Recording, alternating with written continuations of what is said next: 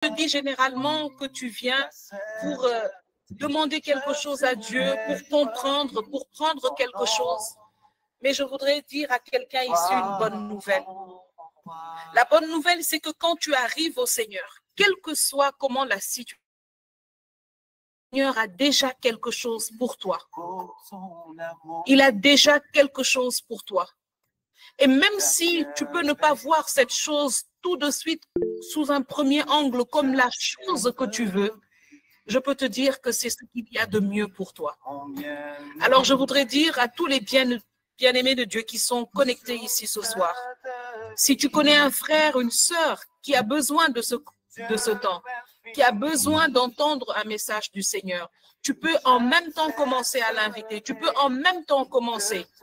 J'aime bien cette méthode que Nelly utilise souvent, de demander aux frères, aux sœurs qui sont connectés, d'inviter pendant même qu'ils sont connectés. Et je suis convaincue qu'il n'y a pas de hasard. Chaque fois que nous pensons à une personne, chaque fois que nous proposons quelque chose, il y a tellement de personnes qui sont connectées ici. Et si vous en faites partie, je vais vous inviter à faire ce petit témoignage dans le chat. Il y a tellement de personnes qui sont connectées ici, qui sont venues sur l'insistance d'un ami ou d'une amie, qui sont venues sur l'insistance de l'invitation d'un frère ou d'une sœur, mais qui aujourd'hui ne le regrettent pas. Aujourd'hui, ils se connectent même plus souvent que cette sœur ou que ce frère. Parce que Dieu a toujours besoin d'un canal. Dieu a toujours besoin de la main de quelqu'un, du téléphone de quelqu'un, de la bouche de quelqu'un, des pieds de quelqu'un pour agir. Alors ce soir, je vais faire ce que Nelly fait tout le temps et que je trouve extraordinaire, c'est d'inviter tous ceux qui sont connectés ici. Ce soir, je voudrais t'inviter à être la bouche de Dieu, à prêter ton téléphone au Seigneur. Ce soir, je voudrais t'inviter à être le bras du Seigneur pour emmener quelqu'un. Et pas seulement aujourd'hui, mais tous les jours de la semaine. Le Seigneur voudrait que tu sois celui ou celle sur qui il peut compter pour faire venir à lui un de ses enfants perdus. Le Seigneur connaît quelqu'un quelque part et se dit, chaque fois que je tends la main à cette personne, elle détourne la tête du côté opposé. Alors quand le Seigneur cherche dans ses stratégies, il va trouver par exemple Rita, il va trouver par exemple Aurélie, il va trouver Chris, il va trouver par exemple Julie, il va trouver Evelyne, il va trouver Jeanne, Justin, il va trouver Léa, alléluia, il va trouver Madeleine, il va trouver Rita, il va trouver Séverine, Siga, et puis il va dire d'accord, la personne que j'ai envie de toucher depuis là, et je n'arrive pas, je vais passer par un de mes agents, alléluia, je vais passer par un de mes serviteurs, amen. Je vais passer par un de mes bras droits, un de mes amis, un de mes enfants. Je vais toucher Ousmane, je vais toucher Véronique, je vais demander à Vincent, à Rita, à Siga d'agir pour moi. Et il se trouve que tu es disposé. Et ce jour-là, tu parles à une personne, tu invites quelqu'un, peut-être 1, 2, 3, 4 fois, et finalement, la personne se connecte en pensant qu'elle se connecte pour toi. Alléluia. Mais elle se rend compte que c'est un rendez-vous divin. Et cette personne fait une rencontre extraordinaire avec la parole de Dieu. Cette personne entre en contact avec la chose qui transforme la mort en vie. Elle rentre en contact avec le Seigneur Jésus-Christ. Elle rentre dans la présence de celui qui change la mort en vie. Et la vie de cette personne est transformée. Cette personne va même aller, vous savez, j'ai une amie qui m'a offert une Bible quand je suis arrivée dans ce pays. Alors que je priais, je disais au Seigneur, j'ai besoin d'avoir une Bible d'études dans en anglais. Et il va falloir que j'en trouve une bonne Bible. Et voilà que la Noël arrive et qu'une amie m'offre une extraordinaire Bible. Est-ce que vous savez que quand j'ai commencé le plan de lecture avec cette Bible, la Bible qu'elle m'a offerte, pendant 1 an, j'ai prié pour cette femme. Chaque fois que la parole de Dieu me touchait, me faisait prier, me transporter, je priais pour cette femme. Alors ce soir, le Seigneur est en train de parler à quelqu'un. Je ne sais pas pourquoi il met ce message dans mon cœur. Mais ce soir, le Seigneur est en train de dire, tu ne sortiras pas de ce bootcamp comme tu es rentré. Alléluia. Tu sortiras de ce bootcamp avec un badge. Tu sortiras de ce bootcamp avec un contrat de travail pour mon royaume.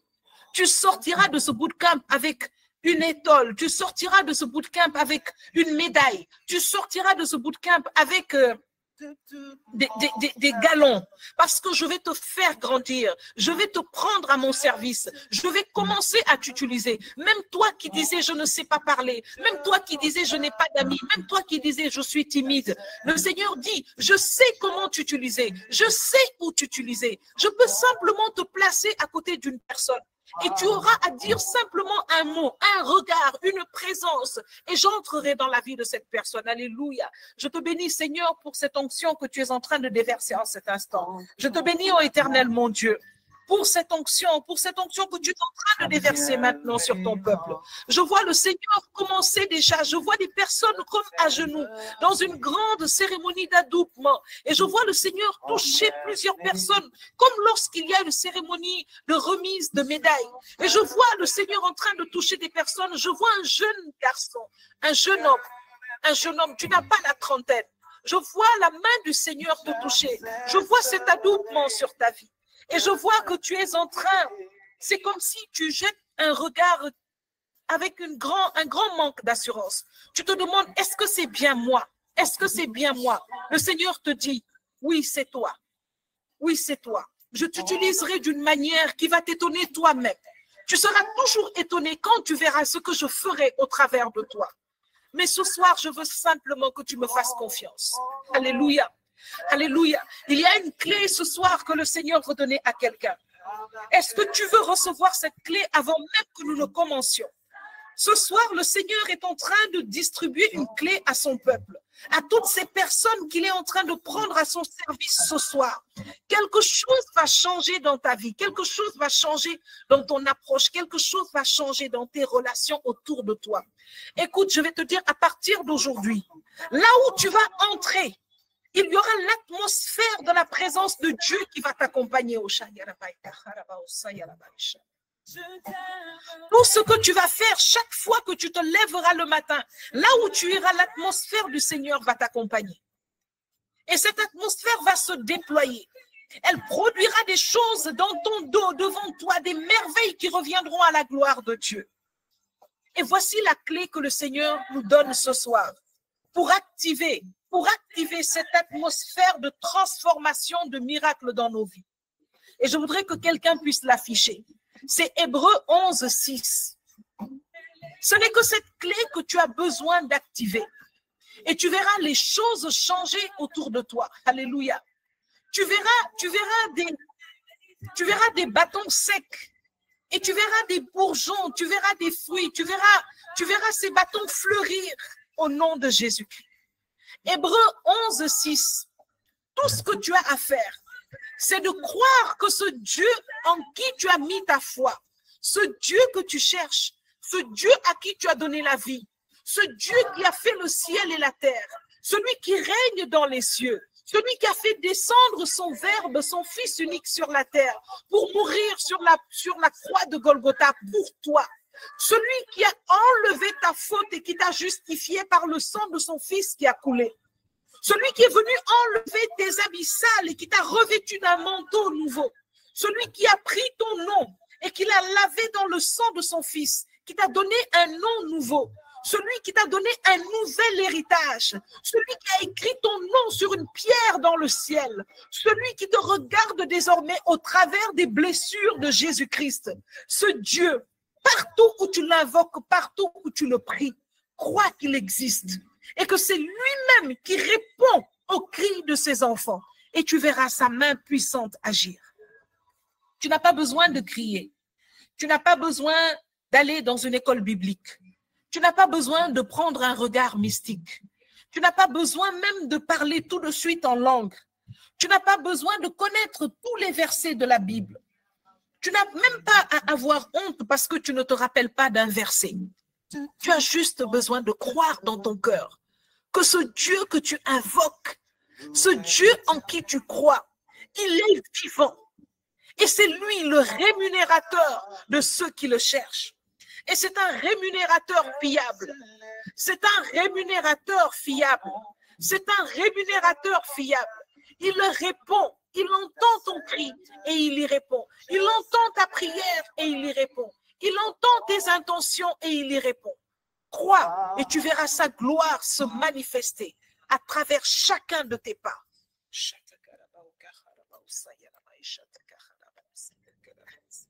Pour ton amour, la bienveillance, je t'aimerai, mon bien-aimé, source de vie, Dieu infini. Je cesserai de te louer. Alléluia. Avec ce cantique, j'aimerais que tu élèves la voix là où tu te trouves. Et que tu commences à élever la voix et que tu commences à louer ce Dieu grand et bon qui nous a réunis. Ce Dieu qui nous conduit. Ce Dieu qui veut changer nos vies. Celui qui veut véritablement que quelque chose de nouveau se passe dans nos vies. Celui qui a envie de nous faire porter la gloire de son nom. Je voudrais t'inviter à élever la voix avec ce cantique et à le laisser envahir ta bouche, ton cœur, ton esprit. Dis-lui, toi mon roi, je célébrerai ton nom pour tes bontés dans ma vie. Peu importe ce que tu demandes, que tu as vu ou que tu n'as pas encore vu. La promesse est certaine. Oui, Seigneur, nous voulons te célébrer aujourd'hui. Nous voulons te glorifier, Seigneur, en ce 4e jeudi de notre bootcamp. Nous voulons te rendre gloire, Seigneur, toi qui nous as conduits jusque-là. Merci, Seigneur, toi qui es en train de nous enseigner, toi qui es en train de nous entraîner. Merci, Seigneur, pour ce bootcamp dans lequel tu es en train d'entraîner nos mains, nos doigts. Merci, Seigneur, dans ce bootcamp où tu es en train de lever le voile, où tu es en train de nous enseigner, où tu es en train de nous donner des clés de règne, des clés de croissance, des clés d'épanouissement. Le Seigneur dit ce soir à quelqu'un qui est resté pendant de longues années dans de grandes angoisses. Le Seigneur me montre quelqu'un qui est angoissé de nature. Tu es angoissé de nature. Tu es ce que certains thérapeutes appelleraient une personne qui souffre de troubles de l'anxiété, troubles anxieux. C'est-à-dire, tu n'as pas une anxiété temporaire ou bien occasionnelle. Tu es constamment anxieuse. Le Seigneur te dit ce soir, il vient relâcher sa paix. Cette paix, elle est gratuite. Il l'a fait descendre ce soir et il te demande de l'accueillir dans la louange. Et je vois cette pluie descendre sur ta tête et te guérir maintenant de migraine, te guérir maintenant de cette migraine, celle qui prend tes tempes, qui prend le milieu de ta tête, te libérer de cette migraine. Merci Seigneur, reçois cette libération au nom de Jésus-Christ. Si tu es bien dans cette assemblée et que tu ressens, que tu te reconnais dans cette motion, pose ta main sur ta tête, pose ta main sur tes tempes et reçois cette guérison, reçois cette libération, reçois la paix qui vient de Dieu dans le nom de Jésus-Christ, reçois la paix de Jésus-Christ, cette paix qui transforme les tempêtes en calme. Seigneur, nous voulons te glorifier. Alléluia. Voici, nous sommes à notre 4e jeudi de ce bootcamp et pendant 3 jeudis, le Seigneur nous a conduits dans un entraînement pour grandir dans notre relation, dans notre vie de prière. Et nous avons vu lors du 1er jeudi tout ce qu'était la prière, ce qu'elle n'est pas, ce que nous devons comprendre par rapport à la prière, comment nous devons maintenant comprendre et vivre notre vie de prière. Nous avons vu dans le 2e jeudi quelles étaient les limites à nos prières. Nous avons vu parler des limites à nos prières. Nous avons parlé le 2e jeudi des stratégies de prière. Ce soir, le Seigneur veut nous enseigner sur les différentes formes de prière. Alléluia. Les différentes formes de prière. Alors, je voudrais que tu te lèves maintenant là où tu te trouves, que tu te mettes en condition, que tu commences à marcher là où tu es, si tu peux le faire, si tu ne peux pas le faire, que ton esprit soit connecté encore à un niveau encore plus élevé et que tu commences simplement à dire au Seigneur maintenant une prière avec tes propres mots, que tu commences maintenant simplement à dire au Seigneur combien tu es prête. Dis-lui, Seigneur, je suis prête pour ce 4e jour. Seigneur, commence à m'enseigner. Dispose en moi, Seigneur, tout ce qui est rebelle à ta présence, tout ce qui est rebelle à la connaissance, tout ce qui est rebelle au changement. Et ce soir encore, Seigneur, déverse en moi cette portion de connaissance, déverse en moi cette portion d'obéissance, déverse en moi, Seigneur, ce changement dont ma vie a besoin. Élève la voix maintenant là où tu te trouves. Si tu peux marcher, sois en train de marcher, commence à parler à ton Dieu. Appelle dès à présent le feu du Saint-Esprit pour commencer par consumer la fatigue, la lassitude, la peur, la paresse, toutes ces choses qui t'empêchent d'avoir des temps de prière glorieux. Commence à appeler le feu du Saint-Esprit. Dis-lui, feu du Saint-Esprit, remplis-moi. Mets-moi en feu pour Dieu. Mets-moi en feu pour Dieu. Je veux vivre aujourd'hui ce que je n'ai jamais vécu depuis le début de ce bootcamp. Oui, ne te dis pas non, il y a d'autres jeudis, non, j'en ai raté un, j'en ai raté deux. Demande au Seigneur de te mettre en feu dans sa présence maintenant. Dis-lui, Seigneur, c'est aujourd'hui que je reçois le message qui vient me faire grandir, qui vient changer quelque chose dans ma vie, qui vient retentir dans ma maison et qui va changer, qui va entrer dans les oreilles de quelqu'un et qui va opérer quelque chose que la bouche d'homme ne peut opérer. Alléluia. Commence à parler maintenant au Seigneur. Élève les mains vers le Seigneur. Commence à lui présenter maintenant ta vie, ta présence, ce pourquoi tu es là. Dis-lui tes attentes. Il est là pour ça. Merci Seigneur. Merci pour ton peuple. Merci pour tes enfants qui sont présents, Seigneur. Nous voulons te rendre, Seigneur, toute la gloire parce que toi seul mérites de recevoir la gloire. Les honneurs, les ovations, l'acclamation, la louange, l'adoration éternellement. Béni sois-tu, Seigneur, pour ta présence. Alléluia. Alors, je vais inviter tous ceux qui étaient là depuis le premier jeudi. N'hésitez pas à nous partager, d'accord? N'hésitez pas à nous partager tout ce que vous êtes en train de vivre, tout ce que vous êtes en train d'apprendre, tout ce qui est en train de se passer en vous.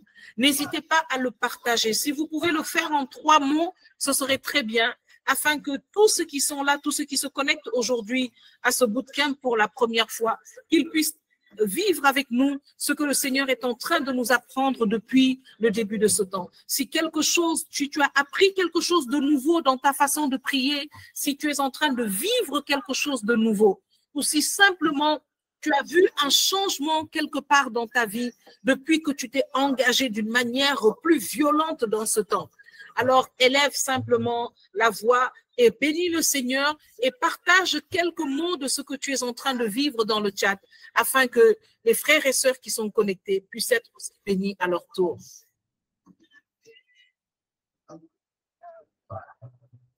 Et sans plus tarder, je vais appeler ma sœur Candide qui va nous partager un message que le Seigneur a mis dans son cœur concernant les formes de la prière. Candide, si tu es prête, tu peux ouvrir ton micro.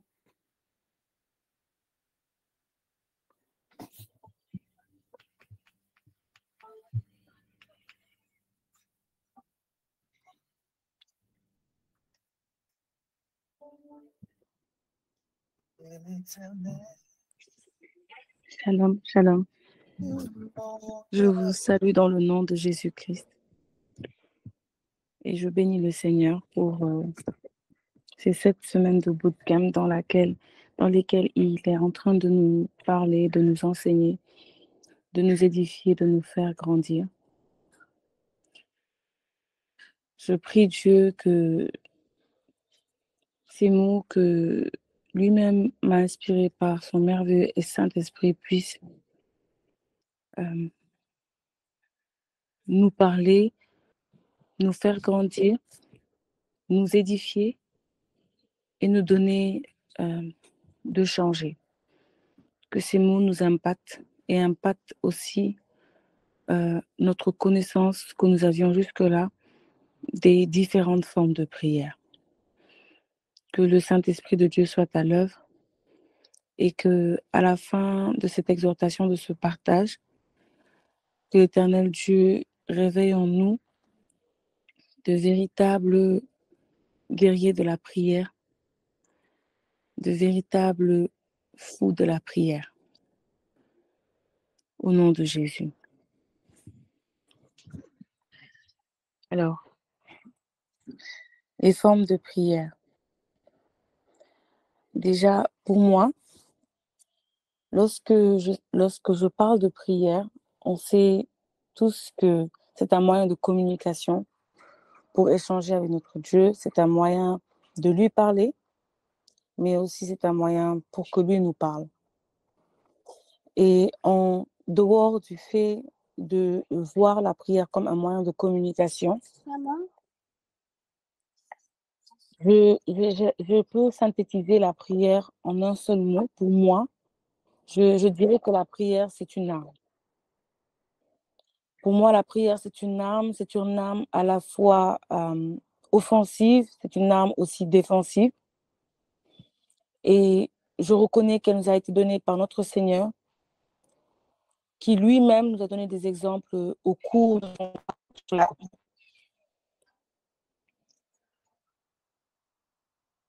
Il nous a parlé, il nous a enseigné, il nous a montré, il nous a donné des exemples à maintes reprises par rapport à son ministère.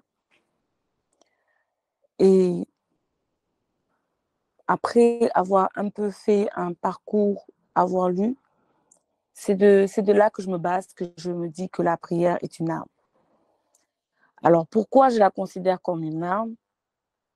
En plus qu'elle est un moyen d'échange avec mon Dieu, c'est parce que je sais que la prière en soi a de la portée, elle a énormément de puissance et elle déclenche toujours quelque chose dans le monde spirituel.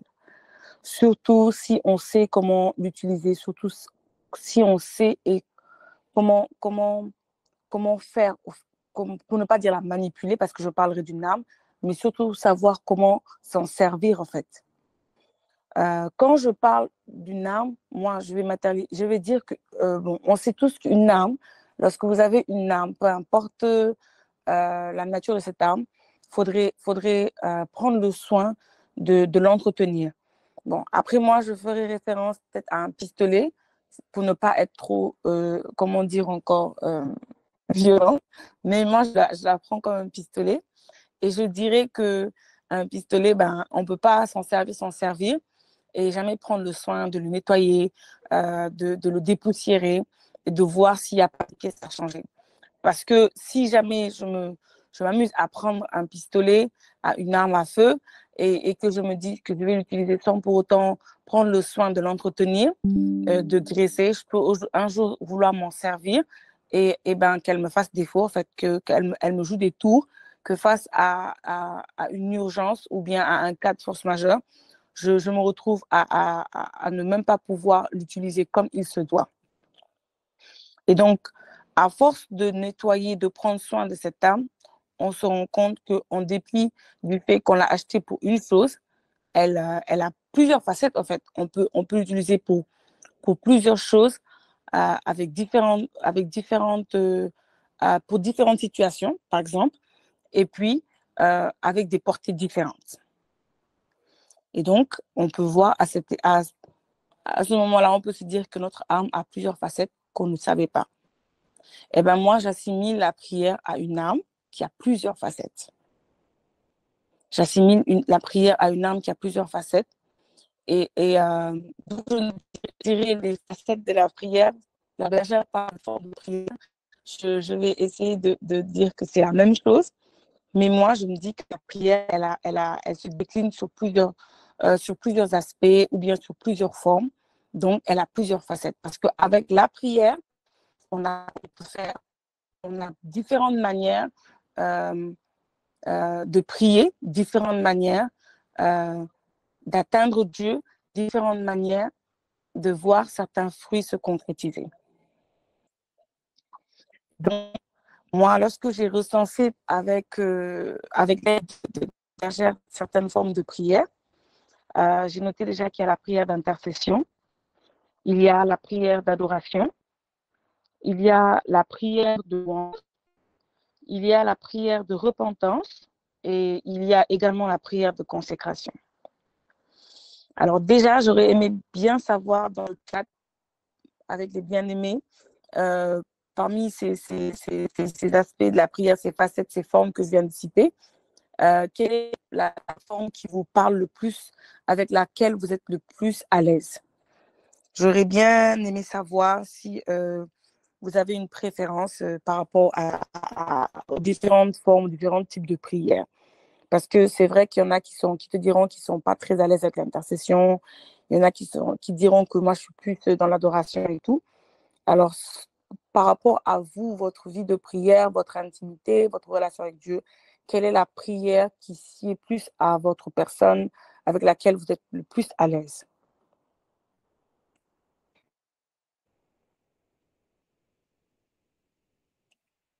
Je ne sais pas si je peux voir des réponses dans le chat. J'ai parlé de la prière d'intercession.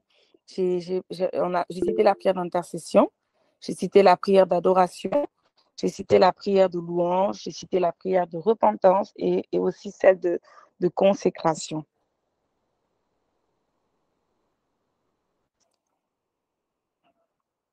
Est-ce qu'il y a des bien-aimés qui veulent bien réagir? Super. Alors, Julia me parle de prière de louange. Jeanne parle de prière d'adoration. Monsieur Vincent Mendy me parle de la prière d'adoration également. On parle de louange, on parle d'adoration. Ah, il y a quelqu'un quand même qui parle d'intercession. D'accord. L'action de grâce, oui, qui est peut-être, qu'on a souvent tendance à lier étroitement à la louange, mais qui est très, très... Il y a une petite différence entre l'action de grâce et la louange, Esther. Ah, enfin, on voit des intercesseurs. Super, ok. La prière, l'intercession et la louange, d'accord. Alors, c'est très, très bien quand je vois la manière dont vous réagissez à la prière de consécration. Alors, ce qu'on va faire, c'est qu'on va essayer de brosser un peu de manière pas trop profonde, mais assez simple pour que ce soit assez compréhensible pour chacun d'entre nous.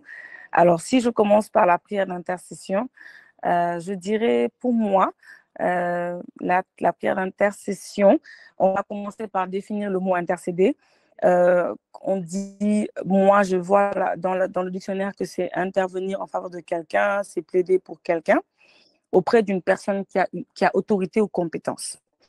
Alors, moi, souvent, quand je prie, quand j'intercède, j'avoue que j'utilise plus le mot plaider pour l'intercession. Alors, l'intercession, on va dire que c'est une de prière qui n'est vraiment pas centrée sur soi-même, mais plutôt sur son prochain.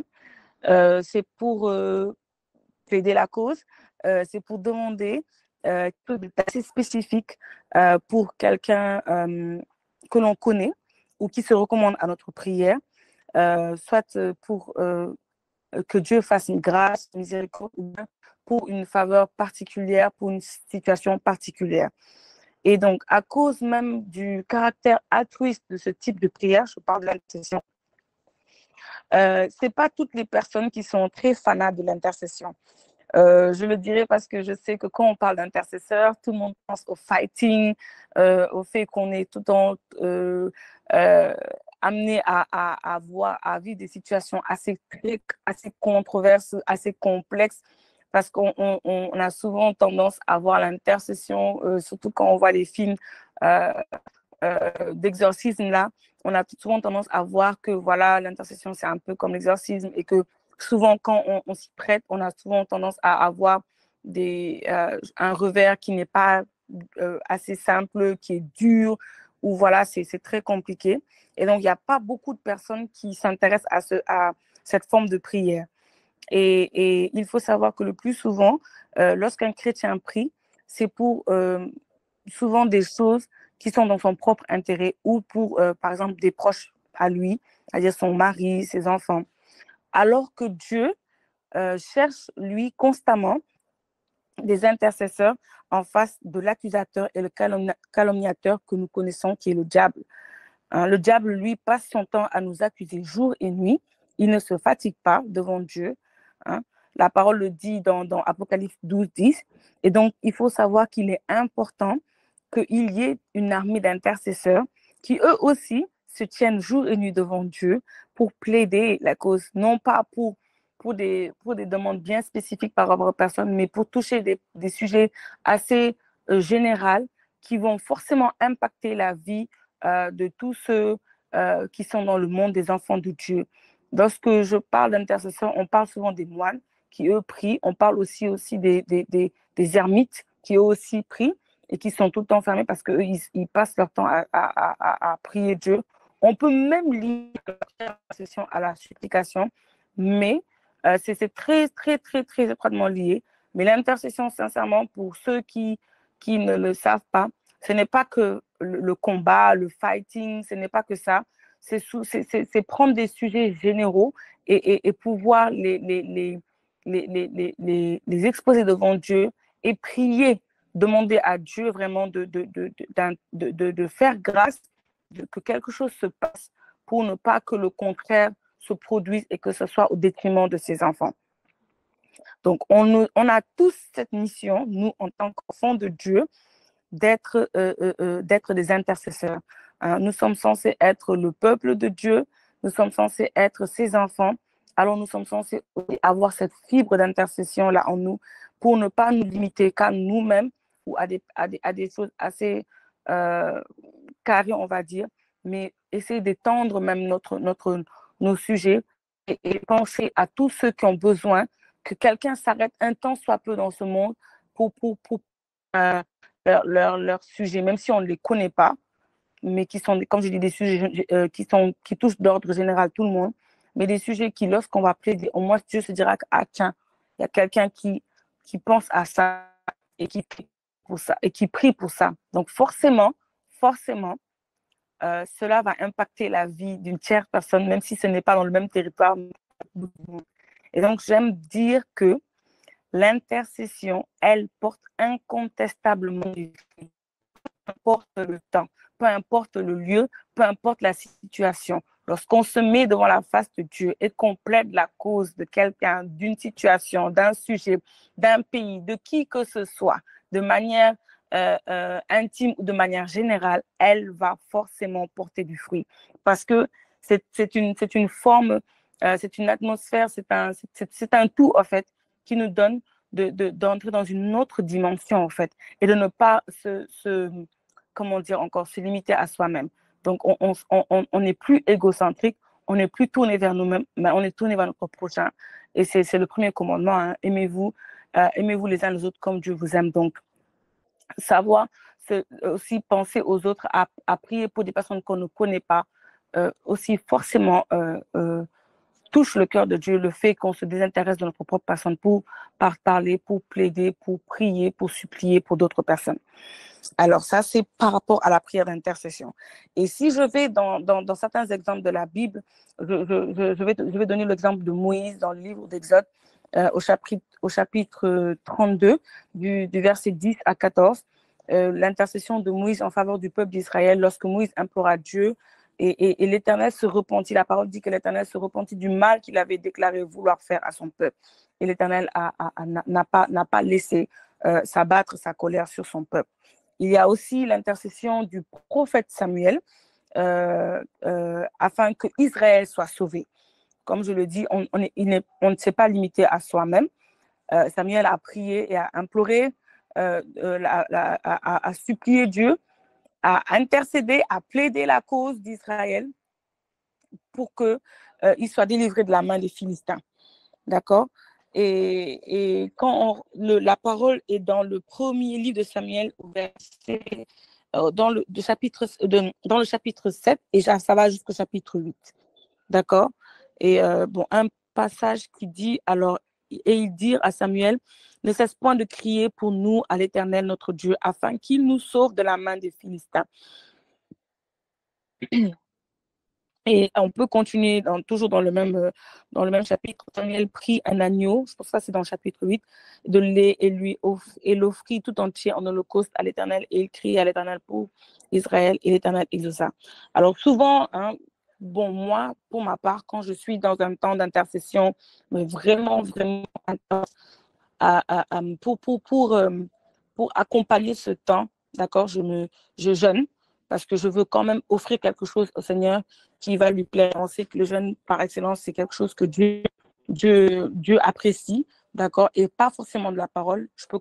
On peut combiner plusieurs jeûnes, comme on peut se limiter à un seul selon nos capacités à nous. Mais je combine toujours mon intercession au jeûne parce que je trouve que ça a plus de... Et bon, ça rejoint un peu ce que Samuel a fait ici lorsqu'il a, lui, fait un sacrifice et a continué à plaider pour le peuple d'Israël afin qu'il soit sauvé de la main des Philistins. Donc, le premier livre de Samuel, et puis, je pense, du chapitre 7 au verset 8. D'accord? On va continuer avec la prière d'adoration. Alors, la prière d'adoration, donc chez David, on a trop d'adoratrices, mais énormément d'adoratrices. Et donc, on passe notre temps même, la bergère Paul-Marie passe notre temps même à dire oh, que David, vous aimez trop adorer. Mais bon, après, il faut dire que la prière d'adoration, elle a une empreinte assez particulière, mais très, très particulière, qui nous donne vraiment de vivre une dimension totalement différente hein, des autres formes de prière. Moi, je dirais que la prière d'adoration consiste à chercher la face de Dieu avant sa main. Avant sa main. Je me dis que la face de Dieu, c'est l'essence même de ce que Dieu est, c'est-à-dire lui dans toute sa grandeur, dans toute sa splendeur, dans toute sa puissance, dans toute sa majesté. Et la main de Dieu, je considère la main de Dieu comme la bénédiction de Dieu pour nous, qu'il apporte tout ce qu'il fait dans nos vies. La face de Dieu représente sa personne, sa présence, représente Dieu lui-même. Et la main de Dieu, ben, je le définis comme la bénédiction. Alors, je lisais quelque part un texte, je ne sais plus encore c'était quel auteur, mais il disait que si nous faisons que chercher la main de Dieu, nous risquons de négliger, nous risquons de négliger, nous risquons à négliger la face de Dieu. Et si nous cherchons la face de Dieu, lui, il ouvrira sa main, mais avec joie, afin de satisfaire les besoins les plus profonds de notre cœur. Et le berger juste, paix à son âme, aimait lui aussi un adorateur devant l'Éternel.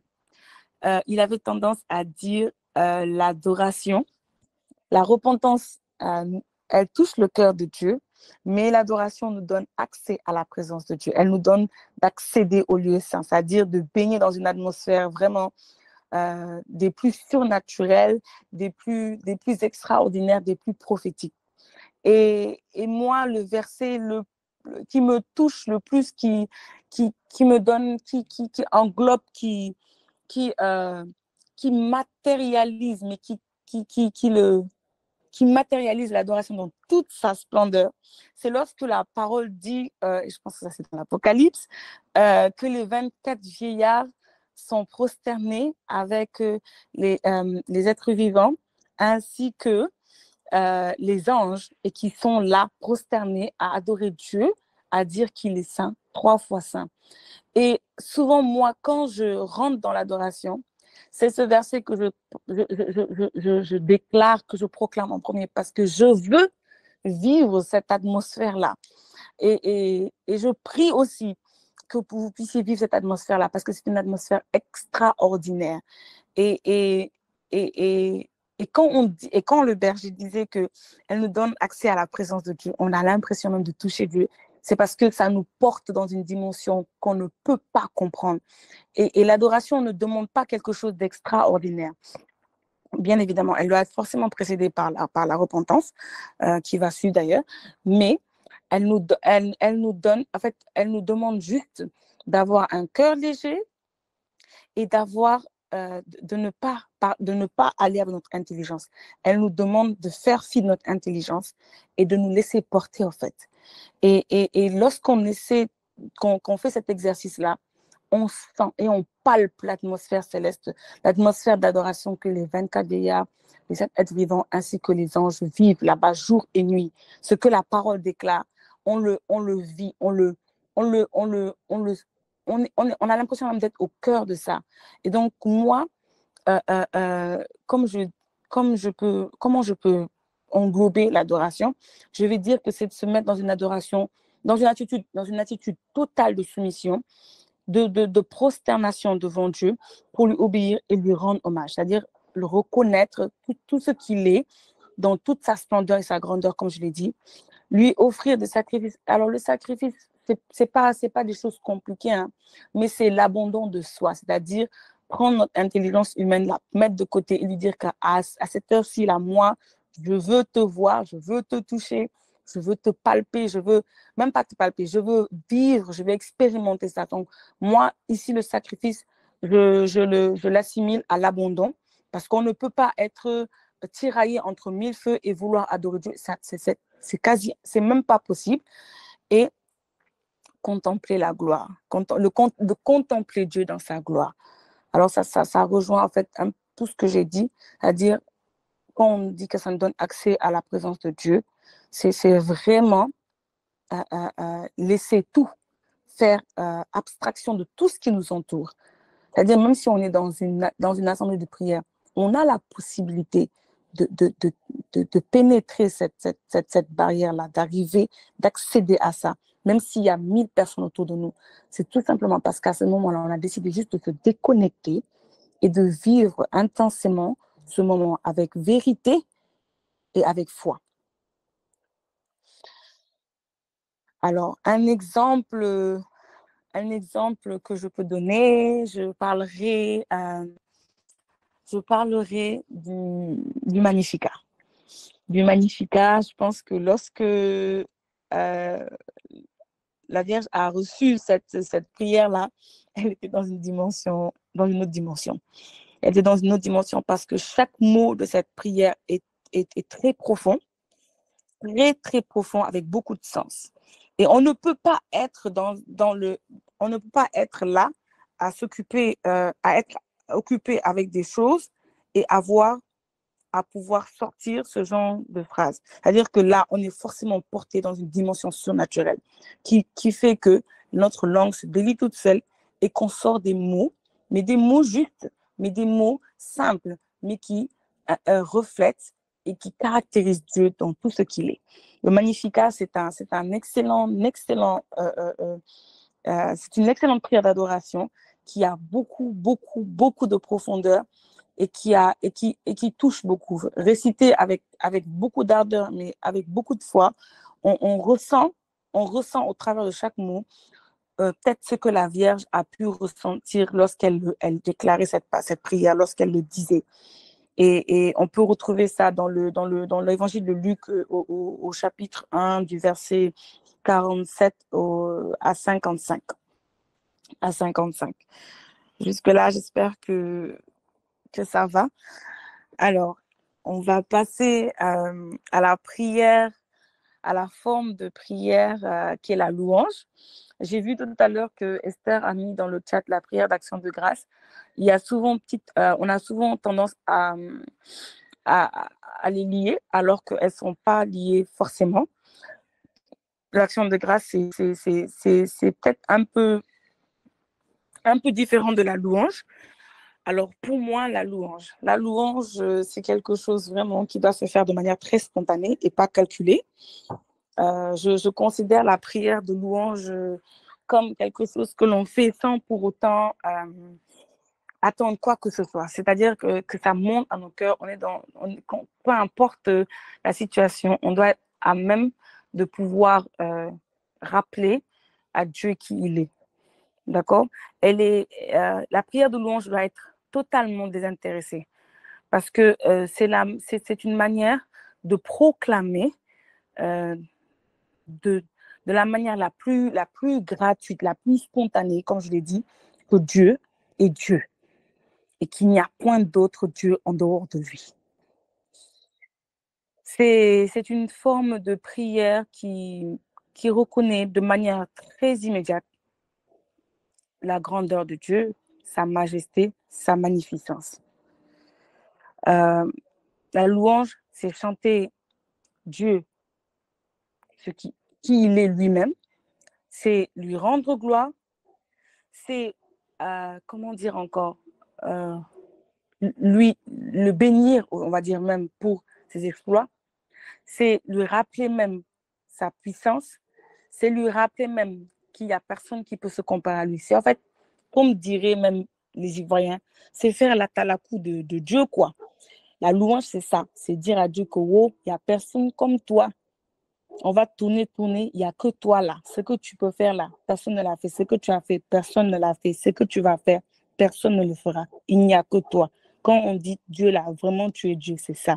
C'est chanter les louanges, les exploits de notre Dieu. Lui donner, lui rendre en fait toute la gloire parce que c'est ce qu'il mérite en fait. La louange participe à la béatitude des cœurs purs.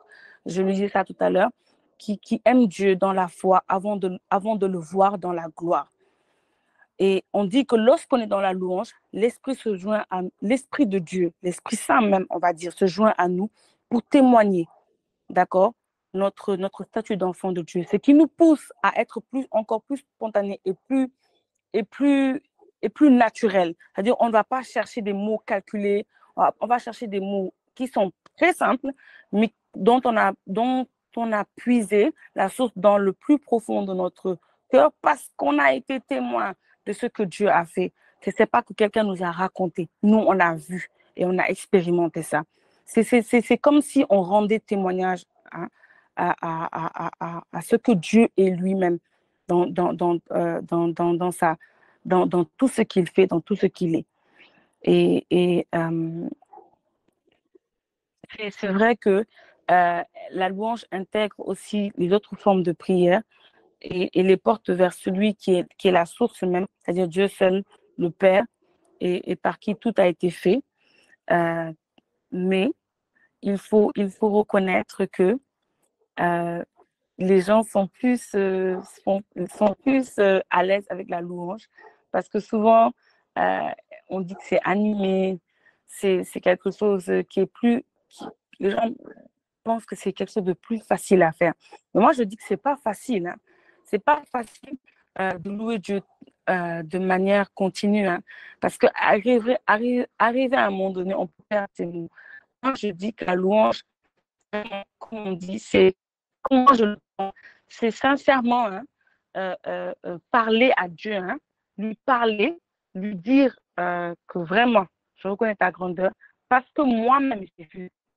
Il ne faut pas louer dans le show avec tout le monde, alors qu'on ne maîtrise pas même la portée de ce que l'on dit. Chaque mot que l'on doit dire dans notre louange-là, c'est parce qu'on a vu quelque chose se passer. On a été témoin. On ne nous a pas raconté. Et c'est ça qui doit être la source de motivation pour élever une louange. Et c'est ça qui va faire que notre louange sera particulière et authentique. Parce que chaque louange a son histoire. Chaque louange a son identité. On ne peut pas calquer notre louange sur quelqu'un d'autre. Parce que chacun de nos mots a une histoire. Parce qu'il y a eu un vécu derrière.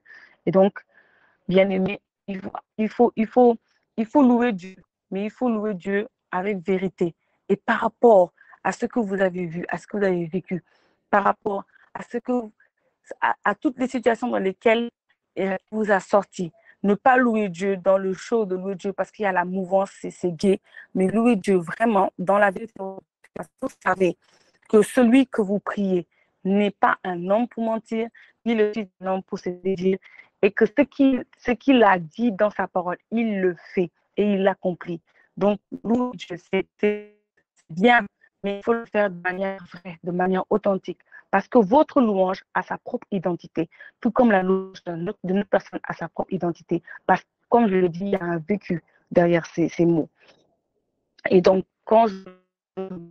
moi, je vais toujours regarder d'abord les psaumes que le roi David a écrit, mais il y a aussi la louange de Job.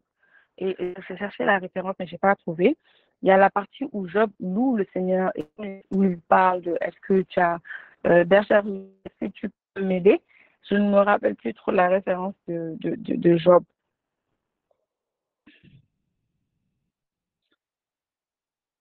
Je cherchais la référence pour la Tu peux partie. répéter? La louange de Job. La louange de Job. J'ai cherché la référence, mais je n'ai pas trouvé. Lorsque Job a loué Dieu. C'est vers les chapitres 48, comme ça. Voilà, c'est ça. Merci beaucoup. Merci. Et donc, après la louange, je vais parler de la prière de repentance. La prière de repentance. Alors, la prière de repentance, comme vous le savez, repentir, c'est vraiment la partie où on doit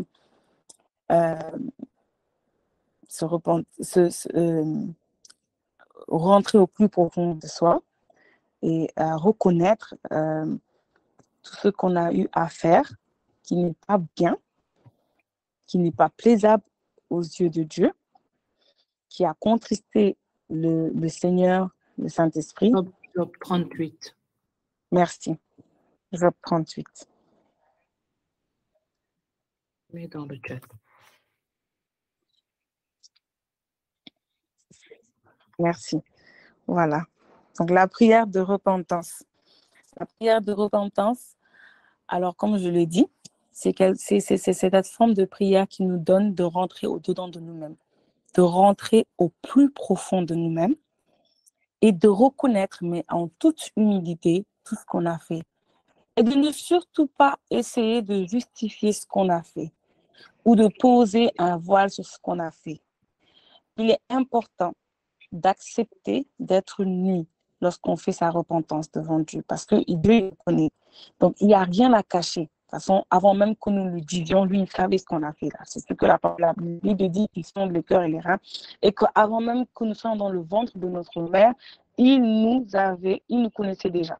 Et c'est lui qui nous a formés. Donc, il n'y a rien que nous puissions faire sur cette terre-là qui n'est pas à ce que lui nous de faire et qu'il ne lui fait pas. Par contre, il attend de nous que l'on puisse que ce qu'on a fait, ce n'est pas bon, qu'on puisse le reconnaître et qu'on ne puisse pas essayer de le justifier sous telle situation, ou c'est tel mot, ou c'est telle attitude qui m'a poussé à faire ça. Donc, c'est hier qui a décliné fortement tous nos regrets, ainsi que notre que ce qu'on a fait, ce n'est pas correct, c'est même ça ne sent pas du tout. Et avant un cœur contrit, comme le dit, un cœur triste, c'est-à-dire pas devant Dieu pour implorer sa face, pour demander son pardon et venir genre avec bon, allez, je vais lui demander ça et puis ça va passer étant donné que il y a une attitude à avoir la repentance. Il y a une attitude à avoir la repentance. Une femme qui avait dit une fois, lors d'un temps de prière auquel j'ai participé, se demande et se reçoit à genoux. Et c'est très, très important. C'est extrêmement important. Il y a une attitude à avoir lorsqu'on va vers pardon. On ne peut pas venir à Dieu pour demander pardon et se mettre debout, les mains dans la poche, mâcher du chewing ou bien avoir une certaine position. Non. C'est-à-dire que quand on sait qu'on a fait du tort à Dieu, quand on reconnaît qu'on a eu à faire des choses qui ne sont pas bien et que Dieu n'accepte pas, mais il ne nous a pas encore tapé dessus. Il nous regarde pas jusqu'où on va aller. Quand on reconnaît ça, on ne peut pas venir avec bon, allez, bon, voilà, je suis là, c'est dans ta parole que si je reconnais mes fautes, toi, tu es assez bon pour me pardonner. Donc voilà, je te dis, j'ai ça et ça, Seigneur, je sais, j'ai pas été correcte, manqué de ça, et hop, on part. Il y a toute une attitude, un état d'esprit auquel on doit entrer dans la repentance pour que le Seigneur voit et sache qu'on est profondément désolé de ce qui s'est passé. Il ne faut pas reconnaître nos fautes de manière légère, mais il faut les reconnaître de manière profonde, de manière humble, de manière vraie. On ne peut pas les reconnaître de manière superflue. Et donc, dans la parole, bon, comme je l'ai dit dans la parole, si nous sommes assez bons pour reconnaître nos fautes, lui, il est assez humble pour reconnaître nos fautes, lui, il est pardonné. Il y a une autre parole qui dit que si mon peuple sur qui est invoqué mon nom s'humilie, prie et cherche ma face et se détourne de ses péchés, je l'exaucerai. Alors, c'est très, très important que lorsque nous venons à Dieu pour lui demander pardon, de ne pas, comment je vais le dire, de manquer de, je ne sais même plus comment je perds mes mots, de manquer, je ne peux pas dire humilité pour ne pas me répéter, mais je dirais de manquer d'humilité. On ne peut pas venir à Dieu avec notre orgueil, voilà. Il ne faut pas orgueil et le mettre au plus bas, sinon le quitte même. Parce qu'on ne peut pas venir à Dieu et vouloir qu'il nous pardonne avec notre suffisance. Ça, ce n'est pas possible. Et on le sait. Et donc, lorsque aussi on vient pour demander pardon à Dieu, faut pas s'imaginer qu'il y a des mots magiques qu'on doit répéter, ou bien on prend des mots de la Bible, des mots du psaume 51 qu'on plaque sur notre prière et on se dit que allez hop, Dieu il va nous pardonner. Ben non, il ne va pas nous pardonner parce qu'on a pris nos mots, on les a plaqués sur la prière. Dieu, il n'a même pas besoin que tu ailles dans le psaume 51, que tu prennes ces mots pour venir le répéter, le réciter, sans pour autant comprendre le sens, le mot, pour te dire que tu ne vas pas retomber dedans. Il n'a pas besoin que tu viennes lui calquer une prière, un psaume, alors que tu sais qu'à la minute qui suit, tu vas le refaire en fait. Donc, il a besoin que tu dises tes propres mots, mais de manière très sincère et de manière très profonde, et que surtout, tu ne retombes pas dans ce que tu as commis. Donc, il y a une vérité aussi derrière la repentance. Si on pense qu'en prenant des mots, ce que David a fait et que Dieu lui a pardonné, ben David, lui, il a compris ce qu'il a fait, il a mesuré l'ampleur, et il s'est dit, bon, qu'est-ce que je peux dire? Et je pense même que quand il écrivait ce psaume, est-ce qu'il pensait que ces mots, je pense que pour lui-même, ces mots n'étaient pas assez valables pour pouvoir pardonner et excuser ce qu'il a fait, parce qu'il a commis il a commis l'adultère et il a commis le meurtre. Donc, je me dis même, est-ce qu'il se disait que les mots qu'il avait écrits là pouvaient même apaiser ou bien effacer son tort? Je pense qu'il a même minimisé ces mots-là. Et donc, c'est ça qui a plu à Dieu, et Dieu a pardonné à David. Et c'est important que lorsqu'on vient devant Dieu pour implorer son pardon, que nos mots-là, qu'on les trouve même petits par rapport à ce qu'on a commis. C'est-à-dire, on prend tout ce qu'on a comme orgueil, on le met de côté, sinon qu'on l'écrase et qu'on jette à la poubelle. Et on dit, Seigneur, vraiment, même si je sais que le pardon là ne vaut même pas ce que j'ai fait. À la fin de ce psaume, on dit que le Seigneur dit que c'est un cœur contrit. Il ne dédaigne pas un cœur contrit. Il n'a pas besoin de ça. Il dit que c'est un cœur contrit. Mais le cœur contrit, lorsqu'il vient dans la présence de Dieu, c'est avec la ferme conviction de ne plus jamais refaire ça. Et il est important que lorsqu'on s'approche de Dieu pour demander pardon, déjà, ce n'est pas assis, je le répète, et vraiment, je l'ai expérimenté avec ce que cette femme de Dieu a dit. Quand on se met à genoux, qu'on se prosterne face contre terre et qu'on dit, Seigneur, je te demande pardon, j'ai péché contre toi, ce n'est pas pour rien. Le fils prodige, quand il est venu devant son père, il n'est pas venu en marchant, il s'est prosterné. C'est ce que la parole dit, il s'est mis à genoux. Lorsque Marie-Madeleine est venue au pied du maître, elle est venue et elle s'est mise à genoux. Alors, il y a toute une attitude et toute une posture à avoir lorsqu'on veut avoir le pardon, lorsqu'on demande le pardon à Dieu. D'accord? Et donc, pour calquer tout ça, moi, je t'ai parlé de Marie-Madeleine, je vous ai parlé du fils prodige, mais il y a le psaume 51, le psaume qui est connu de tout le monde, avec l'histoire derrière du roi David. Ensuite, on va passer à la prière de consécration. Alors, la prière de consécration, d'abord, on va définir ce que c'est que la consécration. Bergère Paul-Marie aime beaucoup la partie de la consécration. Elle aime beaucoup avoir à nous enseigner, à nous expliquer sur la consécration parce que c'est quelque chose de très important. On dit que la répétition est importante et c'est très vrai parce que la consécration, c'est quelque chose de alors là, très important. De prime abord, quand on parle de consécration, on va automatiquement penser à la messe lorsqu'on change l'hostie en corps du Christ et lorsqu'on va changer le vin en sang de Jésus-Christ. Mais la consécration aussi, c'est surtout quand on veut, quand on se dit enfant de Dieu et qu'on appartient à Dieu, c'est quelque chose qui est, moi je dis que c'est une étape incontournable dans la vie d'un enfant de Dieu. C'est vraiment quelque chose qu'on est tous appelés à faire.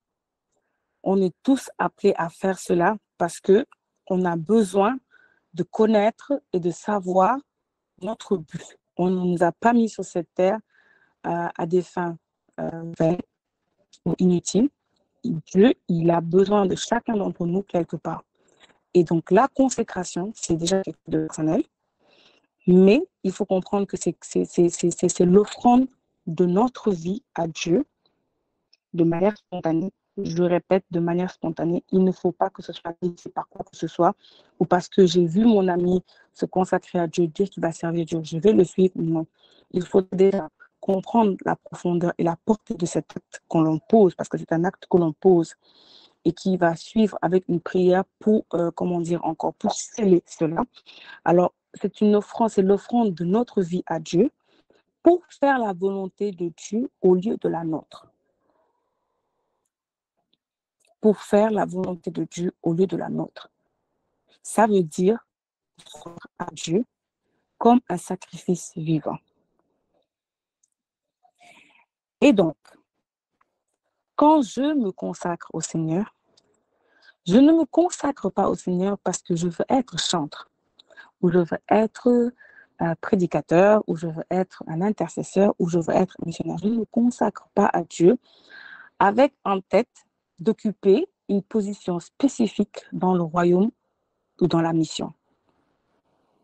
Lorsqu'on se consacre à Dieu, on n'est plus maître de notre vie. On dépend de Dieu et c'est lui qui nous utilise selon son bon vouloir, où il veut, quand il veut, comme il veut. On n'a plus notre mot à dire en fait. On va juste écouter ce qu'il nous dit et on va juste nous laisser guider par son Esprit Saint pour faire ce que lui veut. Notre volonté, au moment où on se consacre à Dieu, elle n'existe plus.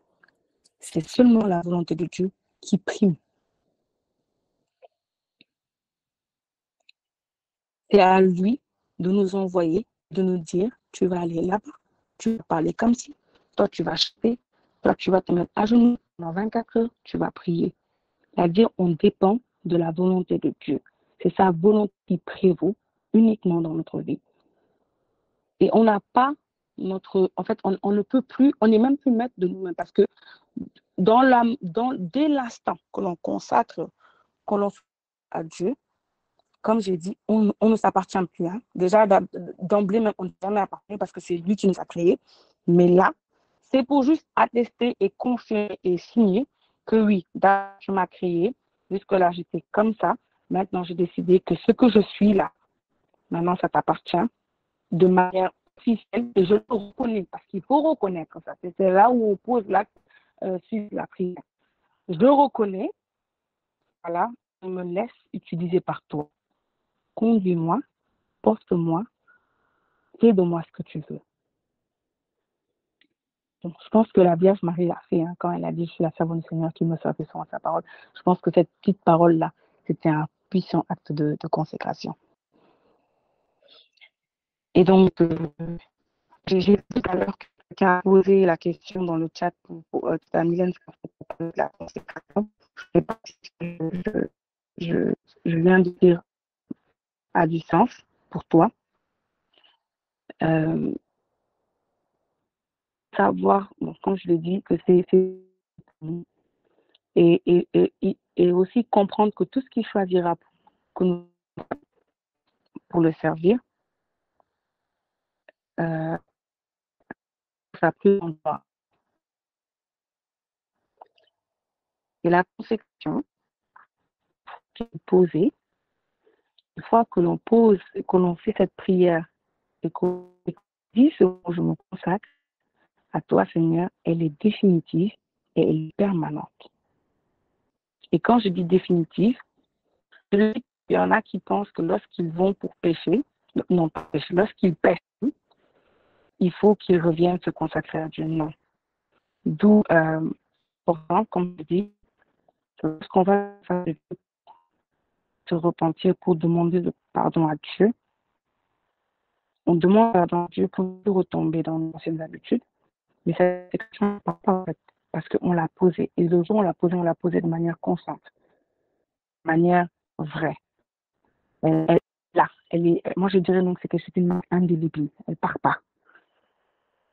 Et constamment, il y a quelque chose qui va rappeler que c'est là, que comme lui, bon lui semblera. C'est ça qui va vous rappeler que c'est quelque chose qui ne change pas, qui ne bouge pas,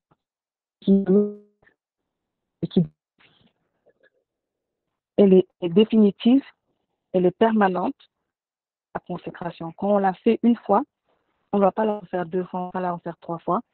Même s'il arrive que des fois on planche, on tombe, mais quelque chose qui reste. Voilà. C'est ça la consécration. Maintenant, faut-il vraiment se consacrer à Dieu? Ben oui, parce que c'est appartenant et il y a forcément une mission pour nous ici. Et cet acte ne fait que confirmer qu'il est notre créateur et que nous lui appartenons.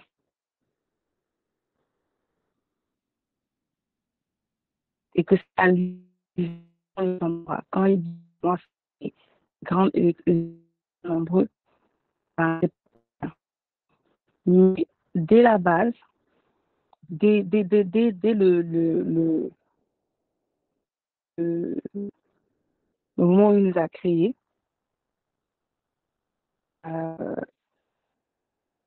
on sait déjà qu'on lui appartient. Mais après, lorsqu'on arrive à grandir spirituellement, on la porte. Il devient important de cet acte-là.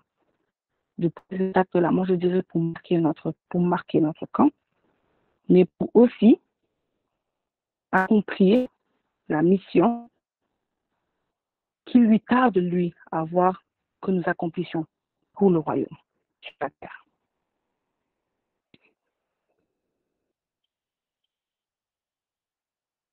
Un passage de la Bible que je peux dire qui parle de consécration, c'est dans 1 Corinthiens 6, 19. La parole dit que ne savez-vous pas que votre corps est le temple de cet esprit qui est en vous et que vous avez reçu de Dieu et que vous ne appartenez point à vous-même.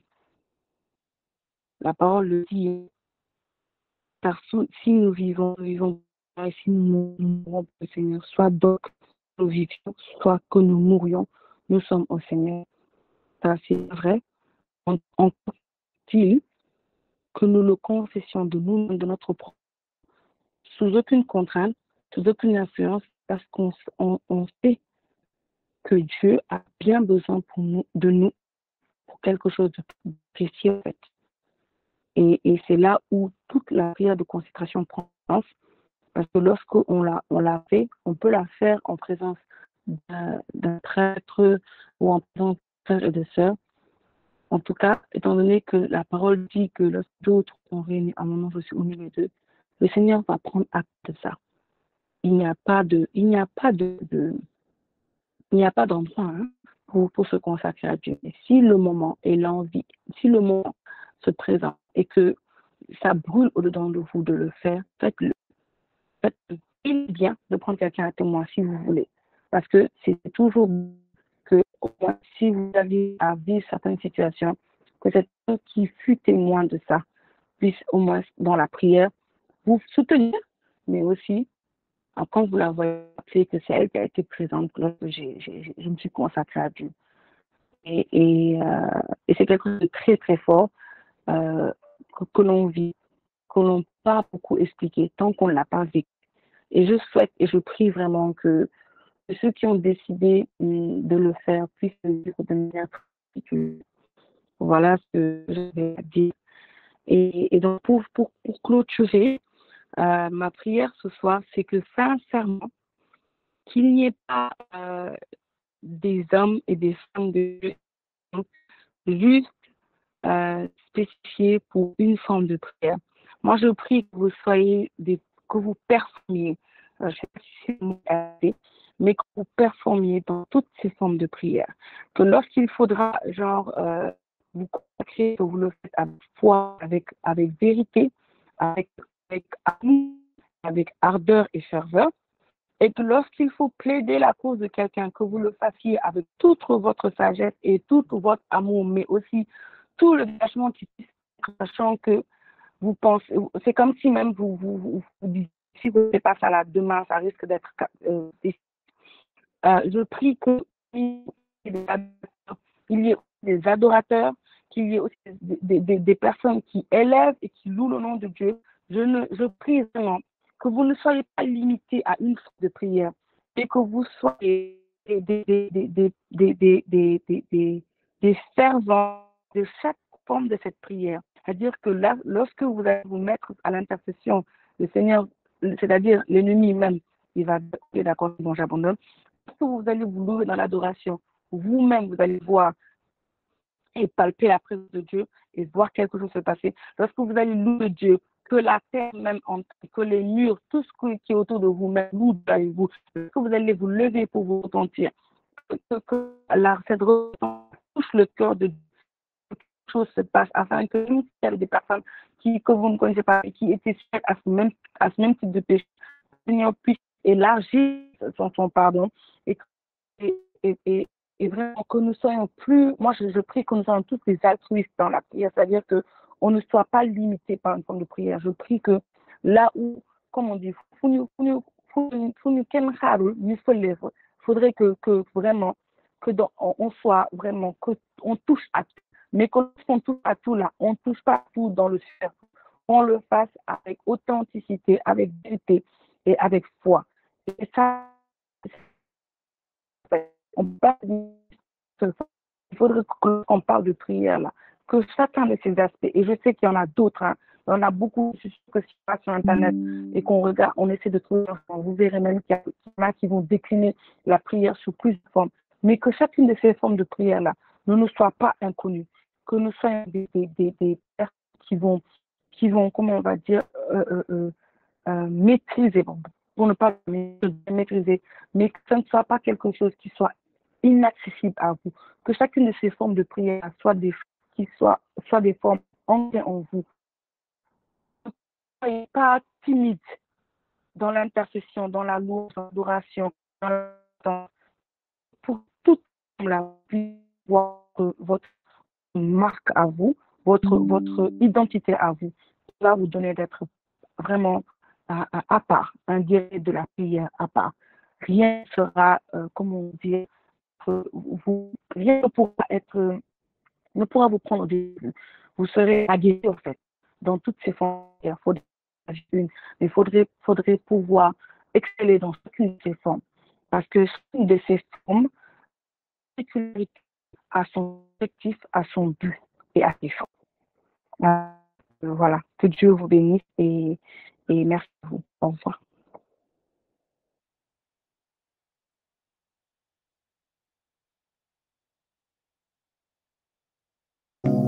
Alléluia, alléluia. Merci, merci à la servante du Seigneur.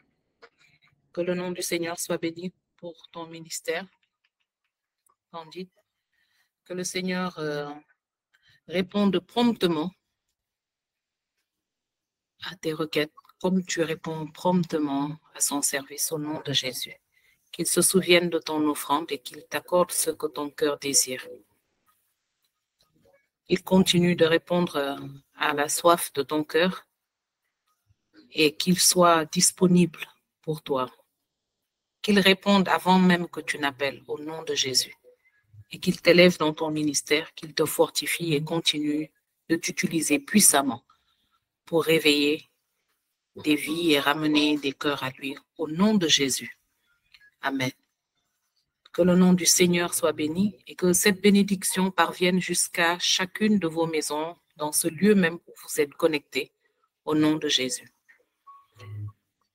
Alors, aujourd'hui, nous avons encore été nourris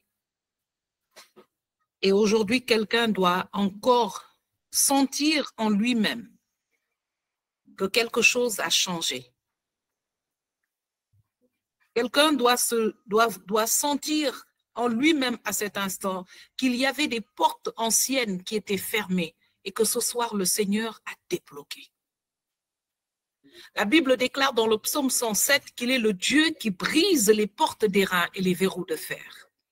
C'est ainsi que le diable nous enferme, fortement, violemment, parce qu'il ne veut pas que nous nous multiplions. Il ne veut pas que nous croissions. Il ne veut pas que nous connaissions.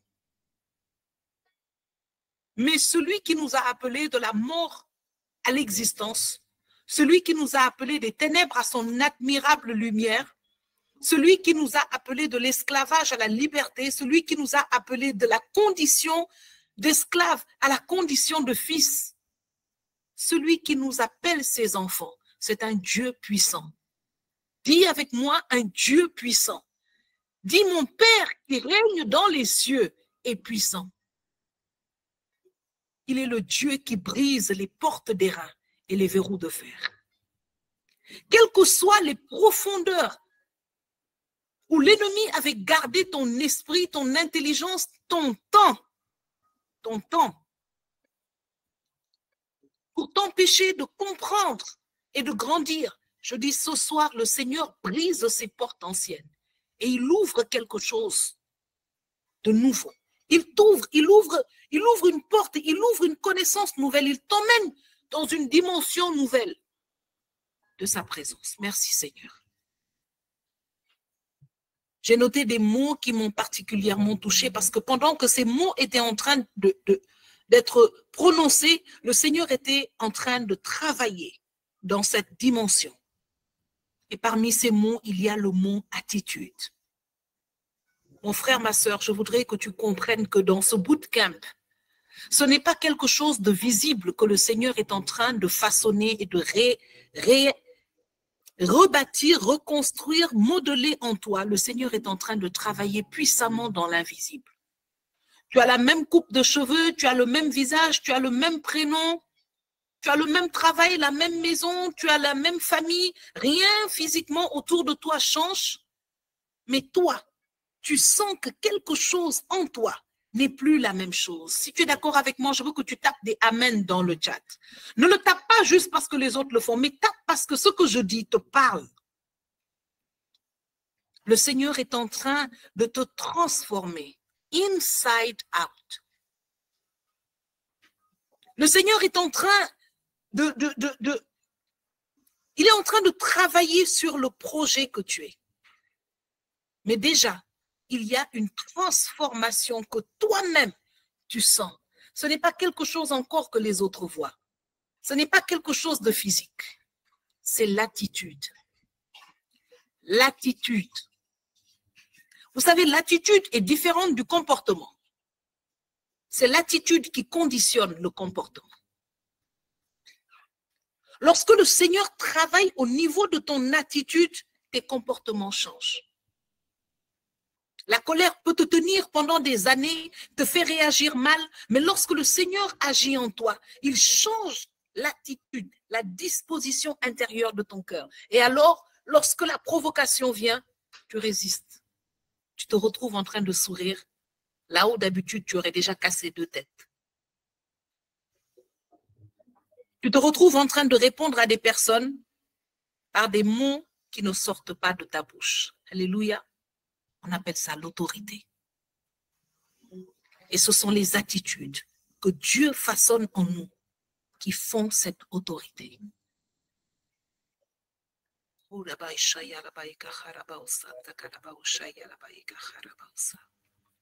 Seigneur mettait dans mon cœur ceci pour toi à cet instant. Il dit, plusieurs personnes sont en train d'accéder au niveau, à l'attitude de l'adoration. Je sais que plusieurs personnes ont choisi, on dit que la prière qui leur parle le plus, c'est l'adoration, la louange. Parfois, on ne fait pas trop la différence parce qu'effectivement, la frontière est petite. Parce qu'en fait, la frontière entre ces deux formes de prière, c'est une attitude. C'est une attitude. Dans une description formelle, on va trouver des similitudes. Et parfois, les gens sont un peu confus. Mais c'est quoi la louange? C'est quoi l'adoration? La différence, c'est dans l'attitude. Les gens pensent que quand c'est calme, quand c'est doux, c'est l'adoration. Et quand on crie, on chante, on saute, on danse, c'est la louange. Non, ça n'a rien à voir. Écoute, la louange, c'est un niveau. L'adoration, c'est un autre niveau. D'accord? Si tu dois aller à Dieu dans le lieu très saint, il y a 3 marches. Il y a 3 marches. Il y a le parvis, il y a le lieu saint et il y a le lieu très saint. Et ces 3 marches, si tu dois leur donner des noms, la première marche là, c'est l'action de grâce. La deuxième marche, c'est la louange. La troisième marche, c'est l'adoration. C'est-à-dire la porte par laquelle tu entres pour aller vers ce troisième niveau, c'est l'action de grâce. Écoute, Dieu a fait quelque chose pour toi. Tu le vois, c'est tangible. Tu lui dis merci. La louange, c'est quand maintenant tu quittes le merci, tu vois un inconnu qui marche dans la rue, ton sac tombe, il te le ramasse. Tu lui dis merci. Pourquoi? Ben parce que tu as ramassé mon sac. Tu as une raison. Alléluia. Ensuite, tu montes dans la louange. Là, c'est quand maintenant tu reconnais que cette personne, tu l'avais insultée à l'arrêt du bus juste avant de passer, mais elle a vu ton sac tomber, elle a laissé son sac, elle est venue. Là, tu lui dis merci, mais tu la cites. Tu lui dis merci avec une autre attitude de cœur. Parce que là, tu vois que cette personne, au-delà de ce qu'elle fait, elle est quelqu'un de bien. Et là, tu commences à lui dire plus qu'un merci. Tu commences à lui dire, ah, merci. Mais écoute, excuse-moi, parce que tout à l'heure, j'ai mal agi. Oh là là. Là, tu es dans la louange. Et tu es en train de faire ça. Vraiment, toi, tu es une bonne personne. Tu es monté d'un cran. Ton attitude s'est élevée. Mais c'est quand tu vois maintenant cette personne qui est prête à te défendre jusqu'à prendre un coup pour toi, alors que toi, au début, tu l'as insulté. Non seulement qu'elle t'a aidé à prendre ton sac, mais en plus, elle est venue te défendre jusqu'à prendre un coup pour toi. À partir de ce moment, je sais que tu as compris. C'est l'attitude de cœur. Lorsque tu dis à Dieu merci pour quelque chose qu'il t'a fait. Lorsqu'on dit à certaines personnes, vous avez des prières puériles, ils trouvent que on est trop compliqué, c'est parce que vous avez un niveau. Non, il n'y a pas de niveau. Le niveau, tu sais, c'est quoi? C'est ton intimité avec Dieu. Et c'est ce que le Seigneur est en train de faire dans ce bootcamp. Entre le premier jeudi et le 4e, il y a des personnes que le Seigneur a fait monter en fusée. Si tu es dans cette catégorie, je voudrais que tu tapes « Alléluia, je suis ici », que les frères et sœurs qui sont connectés le sentent. Il y a des personnes que Dieu a fait monter en fusée. Parce que vous savez, ce qui accélère la montée de ces marches, c'est la connaissance. Lorsque tu sais que celui qui est en train de faire ça pour toi, c'est quelqu'un que tu avais même ignoré, à qui tu donnais 30 minutes sur 24 heures, il t'a donné. Ensuite, tu te rends compte qu'il ne t'a pas seulement donné 24 heures, mais il s'est mis sur la croix pour que dans ces 24 heures, tu respires, tu prennes des voitures, des transports, tu marches, tu vas, tu viens, tu rentres chez toi, tu trouves toute ta famille, tu manges, tu bois, tu es en bonne santé. tu te rends compte qu'il y a un prix que toi, tu n'as pas payé. Ensuite, tu te rends compte qu'il ne t'a pas seulement béni dans tes jours sur terre, mais il t'a préparé une place dans le ciel que personne ne peut prendre. Une place que les anges envient. Ton attitude de cœur change. Alléluia. Je voudrais dire simplement ici à la sœur Mylène qui a posé une question dans le chat, pour lui dire ce n'est pas normal. Il n'est pas normal que tu puisses prier pour les autres et que tu ne puisses pas prier pour toi. Parce que la Bible dit que le tuyau qui arrose sera arrosé.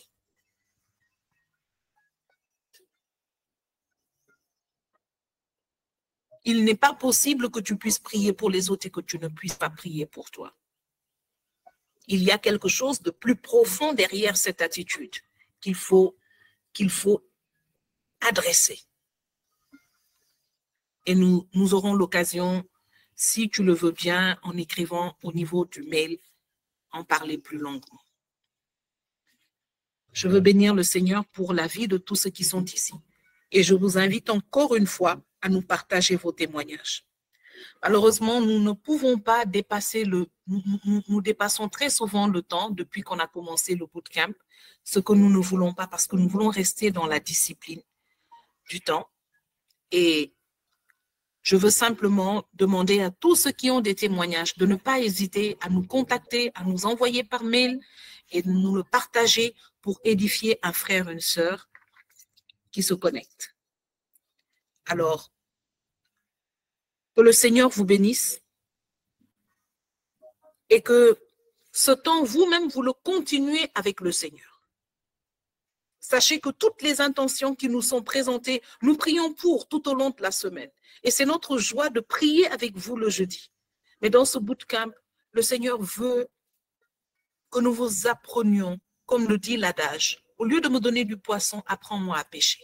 Alors le Seigneur veut que, au lieu que nous soyons un groupe qui intercède et d'autres peut-être qui écoutent, le Seigneur veut que nous soyons une armée qui intercède. Le Seigneur veut que nous soyons une armée qui adore. Le Seigneur veut que nous soyons une armée qui loue. Est-ce que vous pouvez imaginer la puissance qui peut se dégager de ce temps lorsque nous prions tous sur la même longueur d'onde? Est-ce que vous pouvez imaginer la puissance qui accompagne la semaine que nous commençons à partir du jeudi, lorsque nous allons sur une lancée de connaissances qui va alimenter notre relation, notre vision, notre communication avec Dieu. Aujourd'hui, je vais t'inviter à continuer dans ce que tu as pris aujourd'hui, de prier pour toi, pour tes frères, pour le monde, pour le ministère, pour les serviteurs de Dieu, pour ce temps, pour la famille, trône de grâce, pour les conducteurs, pour le peuple de Dieu qui se connecte, pour les nouveaux, pour les anciens, pour ceux qui suivent ce bootcamp, pour les attentes. Je vais inviter toutes les 60 et quelques personnes qui sont connectées ce soir à faire partie de cette armée d'adorateurs, de louanges. Ce soir, que le ciel sache que l'Esprit de Dieu nous a enseigné quelque chose. Au nom de Jésus. Je vais vous demander de rester quelques minutes parce que nous allons partager quelques annonces, dont l'une, je voudrais la faire personnellement. Il s'agit de notre programme pour demain, si je ne me trompe pas, c'est bien demain, qui va se tenir à la Pouponnière, dans la salle de réception de la Pouponnière de Médina. Samedi. Alors, Samedi. C'est okay, samedi. Samedi. Oui. Voilà, donc c'est le samedi prochain. C'est un programme qui est dédié à toutes les femmes. C'est dans le cadre de notre ministère 100% femmes. Et c'est vraiment, je pense, un programme à ne pas rater. Alors, je serais particulièrement déçue si je vois qu'un programme pareil, d'accord, pour les femmes, ne va pas aller au point qu'on va même refuser des entrées. Parce qu'il y a quelque chose d'extraordinaire que le Seigneur a commencé avec plusieurs femmes depuis l'année dernière. Et ce n'est juste pas possible que ça s'arrête comme ça. Alors, il y a un message tellement béni que moi j'ai coché, j'y serai, avec la grâce de Dieu. Donc, je vais t'inviter, toi, femme qui est connectée ici ce soir, à inviter toutes les femmes que tu connais à investir 5 000 francs pour avoir un temps de détente, un temps de joie, un temps de partage, un temps d'édification entre femmes. Sois le relais de Dieu. Nous avons vu plusieurs femmes participer à ces programmes et dont certaines même sont connectées ce soir, d'autres servent Dieu depuis. Dieu a des prétextes qu'il utilise pour toucher les gens. Et je pense que ce ministère, cet espace pour les femmes que le Seigneur utilise puissamment est quelque chose de très, très profond, de très puissant. Alors, je vais t'inviter non seulement à t'inscrire si tu ne l'as pas fait encore jusqu'à présent, mais à inviter une sœur. Si chaque femme connectée ici ce soir invite une sœur, même celles qui sont connectées de l'extérieur, informe une sœur qui se trouve à Dakar pour ce programme et qu'elle puisse venir passer. C'est un temps de détente, c'est un temps d'édification, c'est un temps de partage avec un message cette fois-ci, un message extraordinaire qui va parler de la beauté. Voilà, c'était l'annonce sur laquelle je voulais vraiment insister, d'accord? Et j'espère que voilà, toutes les femmes qui sont connectées ici ce soir seront là et celles qui se connectent d'un autre pays que le Sénégal seront représentées, d'accord? Et ce sera un temps béni. S'il y a une autre annonce, je vais laisser Nelly la faire. Shalom à tous et à toutes. Donc, nous avons effectivement une seconde annonce à faire. Je pense que pour tous ceux qui nous suivent sur les réseaux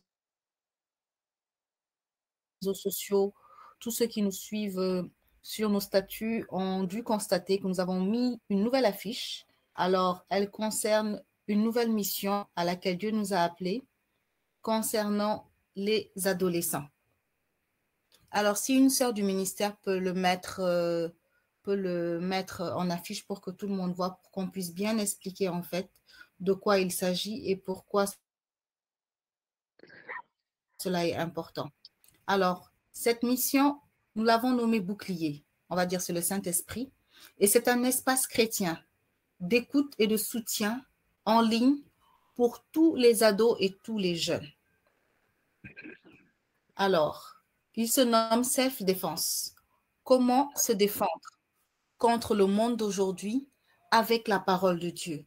Donc, ça sera un espace pour tous les jeunes, tous les ados, où ils pourront apprendre non seulement à se défendre, mais ils pourront également approfondir leurs connaissances, approfondir leur vie de foi. Et bien évidemment, ça sera en ligne,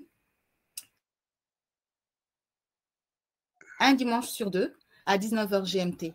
Donc, nous vous prions, chers parents, d'inscrire tous vos enfants, comme vous les inscrivez à Emmaüs, sur notre email, clédedavid@gmail.com, pour recevoir un lien de confirmation. Et donc, tous les enfants sont attendus. Alors là, c'est l'occasion pour tous ceux qui ne sont pas au Sénégal d'inscrire leurs enfants, parce que là, ça prendra en compte vraiment tous les enfants. Et on a pris une heure. Les ados, les ados. Les ados, oui, à partir de 12 ans, comme c'est mis sur la fiche, à partir de 12 ans, s'il vous plaît. Et ça permettra, voilà, et on a pris une heure qui vraiment arrangerait un peu tout le monde pour que d'un peu partout, les enfants puissent se connecter. Les enfants avaient vraiment apprécié lorsque nous avions fait la session Emmaüs en ligne et ça leur a apporté beaucoup de choses. Et on espère vraiment qu'en se connectant à Bouclier, ils pourront se défendre contre les traits enflammés de l'ennemi. Ils pourront vraiment se défendre dans ce monde où on est aujourd'hui. Que Dieu vous bénisse. Et nous attendons toutes les inscriptions des jeunes ados de 12 ans à 18 ans. Soyez bénis.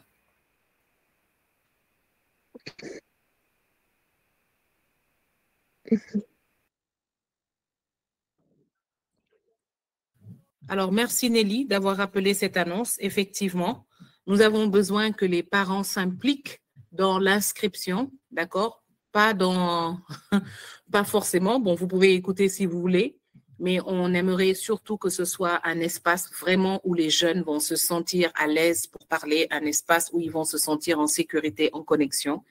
D'accord? Et comme l'a dit Nelly, nous attendons les adolescents, d'accord, les jeunes, parce que nous savons qu'ils ont beaucoup de questions. Il y a en eux beaucoup de dilemmes.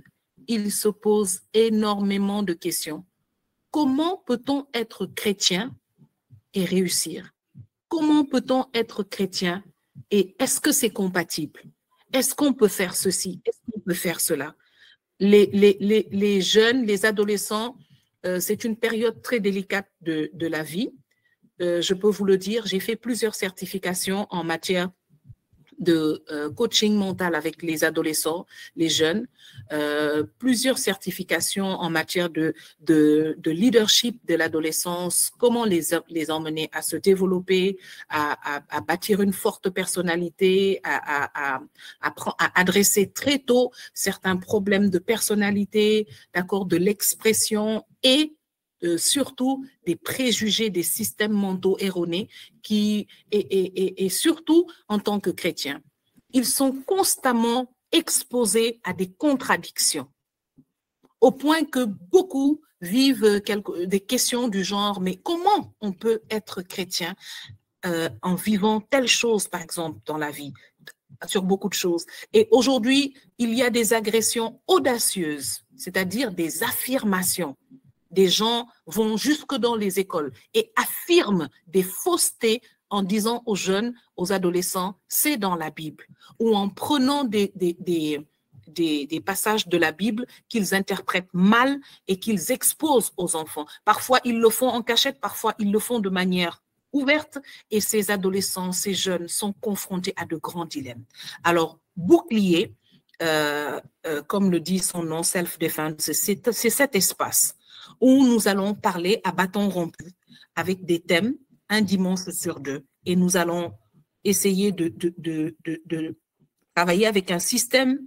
Voilà, ce ne sera pas un temps de prière comme ça, d'accord? Ce sera vraiment un temps on va dire, de coaching, d'accord? Où on va aider ces jeunes à s'exprimer, où on va les aider à rentrer de manière très classique avec leurs moyens, leurs mots, et dans leur époque, à ne pas leur faire sentir, vous voyez, la crainte que certains parents leur mettent d'être des hyper grands chrétiens right away, mais vraiment qu'ils se sentent aimés, acceptés, connus par Dieu dans leur état, dans cette période de leur vie, et qu'ils commencent à bâtir cette confiance, à marcher avec Dieu, à se confier à Dieu et à avoir confiance que, voilà, dans cette navigation difficile de la vie, Dieu est avec eux.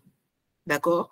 Et vraiment, nous vous invitons à être nos relais, à inviter vos adolescents, pas les enfants, les adolescents, à partir de 12 ans, à s'inscrire. S'ils ont moins de 18 ans quand même, ou moins de 16 ans, il serait bien que voilà, vous-même, vous participiez à l'inscription et tout. Voilà, surtout les adolescents qui ont tendance à avoir des attitudes difficiles, renfermées, qui ne parlent pas ou voilà, qui sont complètement rebelles à tout ce qui est discours de foi et autres. Ça nous ferait plaisir d'avoir particulièrement ce genre d'adolescents-là dans ce groupe. Voilà, que le Seigneur vous bénisse, qu'il vous garde, qu'il garde vos familles, qu'il nous donne vraiment de continuer de rester dans sa présence, de partager encore les bénéfices qui ne sont pas dits d'une bouche d'homme, mais qui émanent de la présence de Dieu. Que cette présence demeure fortement dans chacune de vos maisons, dans vos cœurs, dans vos familles pendant ce temps, et que le Seigneur nous donne de nous retrouver dans la paix, dans la joie, jeudi prochain pour un autre épisode. Voilà, que le nom du Seigneur soit béni et que le Seigneur aussi bénisse vos maisons, vos familles et ce temps jusqu'à jeudi prochain, avec la grâce de Dieu.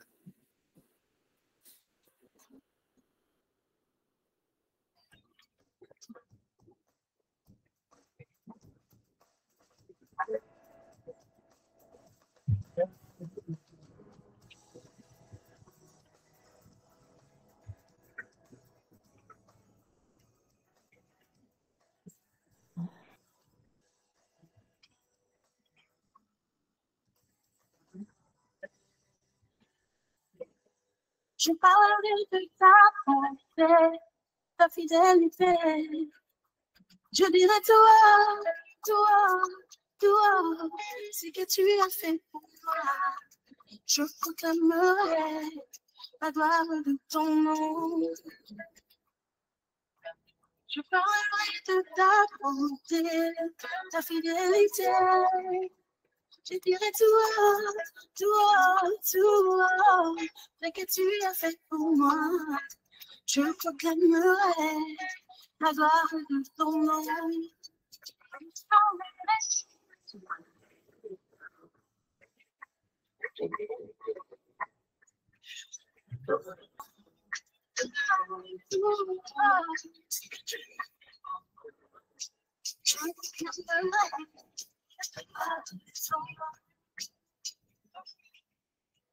Tu m'as dit de compter sous ton amour, Seigneur. Je t'ai tu m'as trouvé ta fidélité. Oh, comment tu m'as étonné.